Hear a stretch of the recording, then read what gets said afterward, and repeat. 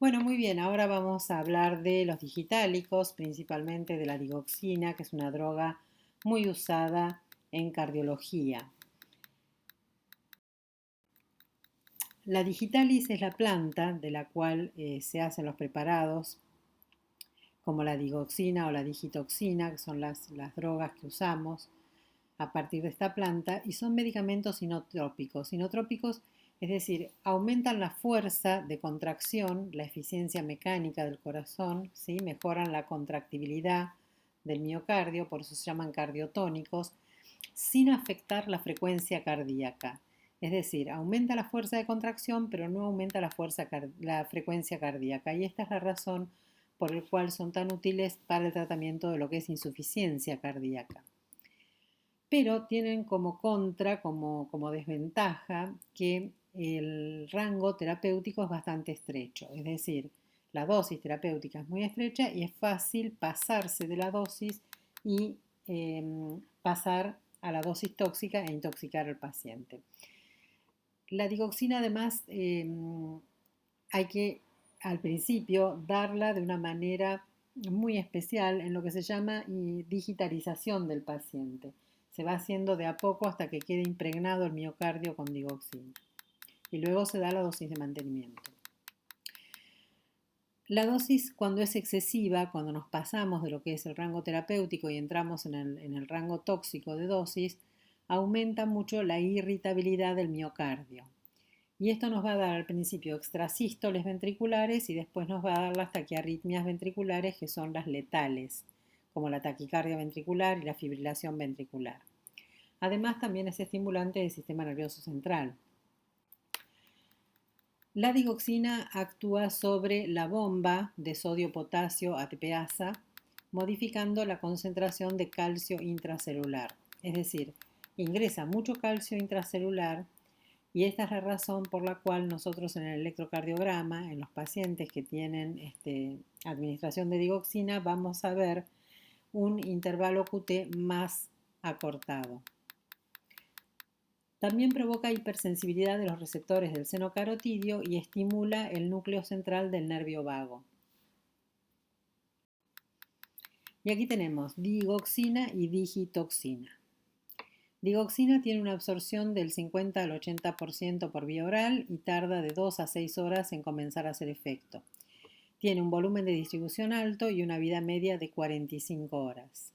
La eliminación es renal y la dosis letal es de 2 a 3 gramos. La digitoxina tiene una absorción del 90 a 100%, demora 3 a 6 horas en comenzar a hacer efecto, pero tiene bajo volumen de distribución y una vida media de 100 horas.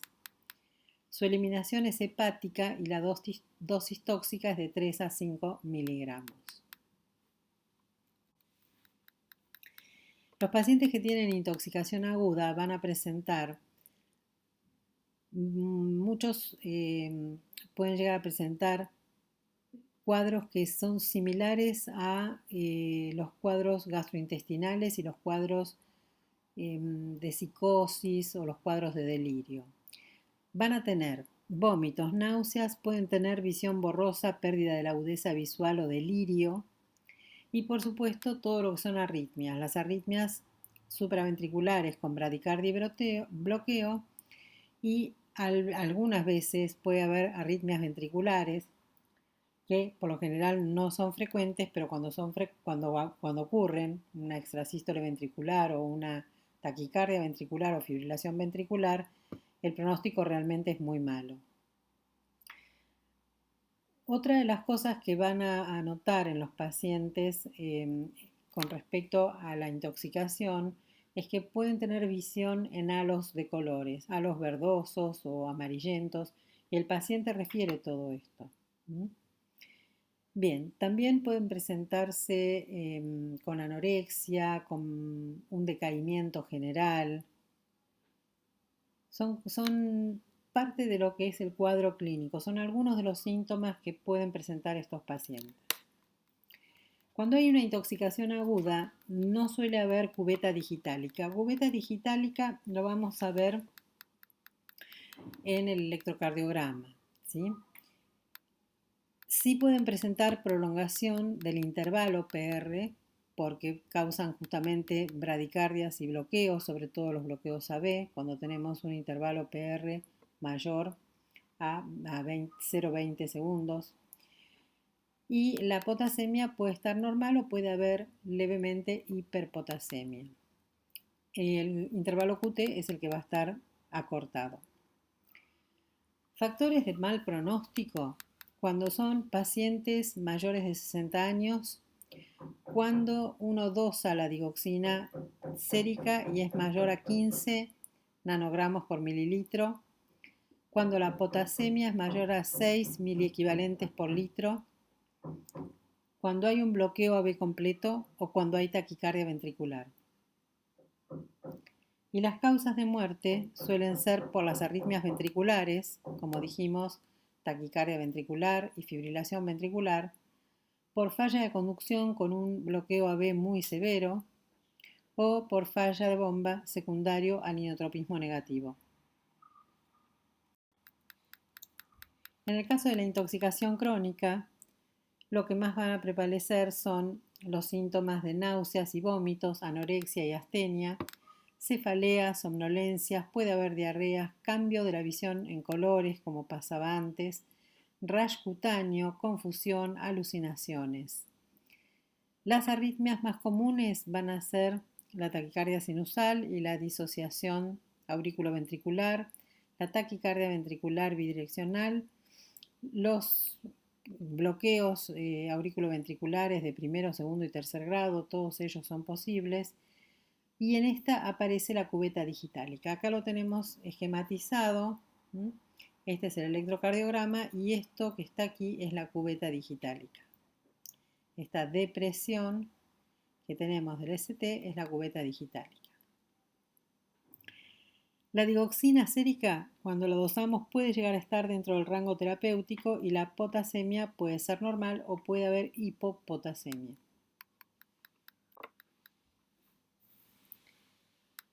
En el laboratorio, ¿cómo vamos a hacer el diagnóstico? El potasio va a estar elevado en agudo y en el crónico puede estar bajo. Los efectos comienzan con una concentración de digoxina mayor a 1,7 o 2 nanogramos por mililitros y en el caso de la digitoxina mayor a 25 nanogramos mililitro. En el electro vamos a ver los famosos bloqueos auriculoventriculares, una taquicardia nodal, taquicardia auricular y taquicardia ventricular. Recuerden que lo que es ventricular es signo de muy mal pronóstico.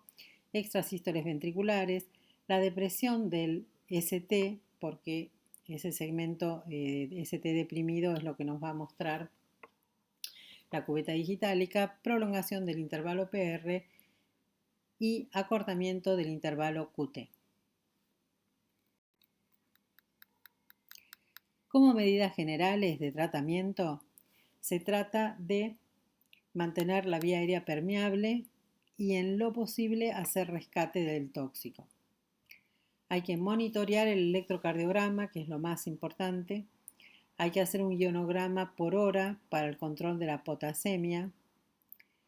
Preparar al paciente para colocación de marcapasos si fuera necesario y no hay que usar adrenalina ni ningún otro estimulante por riesgo de causarle una fibrilación ventricular.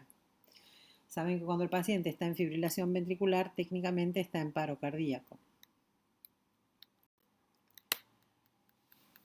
Hay un tratamiento específico en el caso de la digoxina, que es el anticuerpo específico. Es un polvo liofilizado que tiene fragmentos Fab de anticuerpos antidigoxina heterólogos. Tiene un rango de acción de 20 a 90 minutos. Se da en ingesta mayor a 0,1 miligramo kilo en niños o en ingesta mayor a 10 miligramos en adultos. Cuando hay hipercalcemia superior a 5 miliequivalentes por litro, bloqueo AB, pacientes con rápida evolución mala, ¿verdad? Con shock cardiogénico, con niveles de digoxina mayores a 5 miligramos mililitro. Y por supuesto, acá están nuevamente los niveles de intoxicación. 1 miligramo de digoxina hay que dar 50 o 100 miligramos, 1 miligramo de digitoxina hay que dar 65 miligramos Y si hay ingestas desconocidas, lo mejor que podemos hacer es dar 200 miligramos, hablando de lo que es el anticuerpo. En la intoxicación crónica hay que discontinuar y posteriormente regularlo, y si sobrevive las 24 horas es posible que se pueda recuperar bien el paciente. También, por supuesto, hay que tratar las arritmias, depende si está la función renal o si tiene hipopotasemia. En este caso vamos a usar cloruro de potasio, 5 gramos en jugo de fruta cada hora por vía oral, o bien 20 miliequivalentes en dextrosa al 5% con goteo lento endovenoso hasta que mejore el electrocardiograma. Suspender cuando el potasio es mayor a 5 miliequivalentes litro y no se hace este tratamiento en presencia de bloqueos.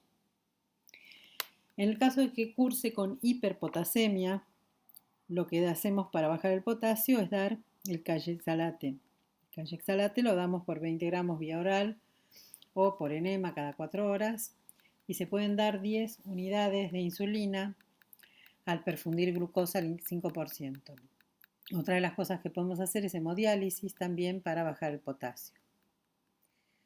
Hay algunos trastornos que son auriculares o ventriculares y que no responden al potasio, y en esos casos damos fenitoína, 0,5 miligramos kilo endovenoso con goteo lento cada 1 o 2 horas. Muchas gracias.